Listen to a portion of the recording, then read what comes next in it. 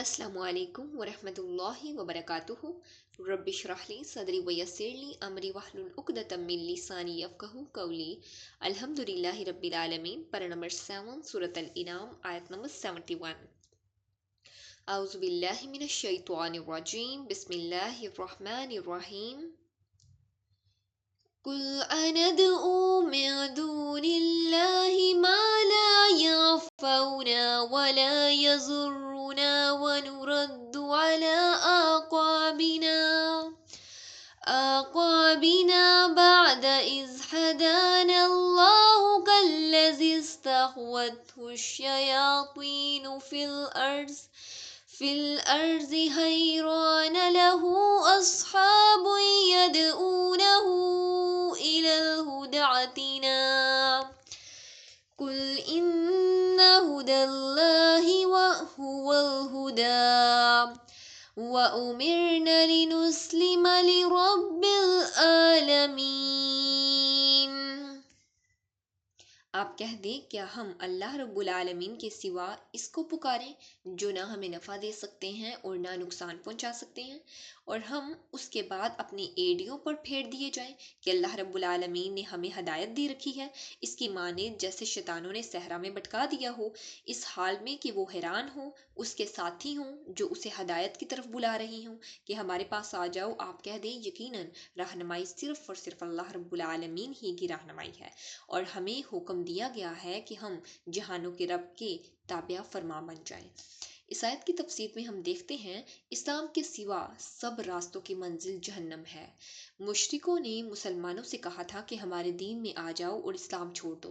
اس پر یہ آیت اتری کہ کیا ہم بھی تمہاری طرح بے جانو بے نفع و نقصان معبودوں کو پوجنے لگے یا پکارنے لگے، اور جس کفر سے ہٹ گئے ہیں کیا دوبارہ واپس اس کفر میں لوٹ آئیں تو تم جیسے ہی ہو جائیں؟ بھلا یہ کیسے ہو سکتا ہے؟ اب تو ہماری آنکھیں کھل گئی ہیں، صحیح راہ مل گئی ہے، اب اسے کیسے چھوڑ دیں ہم؟ اگر ہم ایسا کر لیں تو ہماری مثال اس شخص جیسی ہوگی جو لوگوں کے سیدھے راستے پر جا رہا تھا مگر راستہ گم ہو گیا، شیطان نے اسے پریشان کر دیا اور ادھر ادھر بھٹکانے لگا۔ اس کے ساتھ جو راستے پر تھے وہ اسے پکارنے لگے کہ ہمارے ساتھ مل جا، ہم صحیح راستے پر جا رہے ہیں۔ یہی مثال اس شخص کی ہے جو آپ صلی اللہ علیہ وآلہ وسلم کو جان اور پہچاننے کے بعد مشرکوں کا ساتھ دے۔ نبی صلی اللہ علیہ وآلہ وسلم ہی پکارنے والے ہیں اور اسلام ہی سیدھا اور صحیح راستہ ہے۔ ابن عباس رضی اللہ عنہ فرماتے ہیں کہ مثال اللہ رب العالمین نے معبودان باطل کی طرف بلانے والوں کی بیان فرمائی ہے اور ان کی بھی جو اللہ رب العالمین کی طرف بلاتے ہیں۔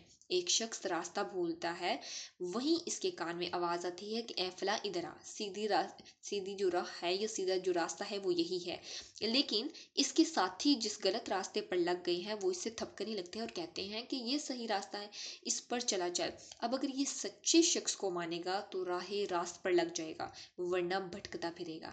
صحیح مطلب یہ ہے کہ اس کے ساتھی جو ہدایت پر ہیں جب اسے غلط راہ پر دیکھتے ہیں تو اس کی خیر خواہی کے لیے پکار کر کہتے ہیں کہ ہمارے پاس آ جا، لیکن بدنصیب ان کی بات اعتماد، یعنی کہ وہ شخص بڑا بدنصیب ہے جو ان کی بات پہ اعتماد نہیں کرتا، ان کی بات کو سچ نہیں سمجھتا۔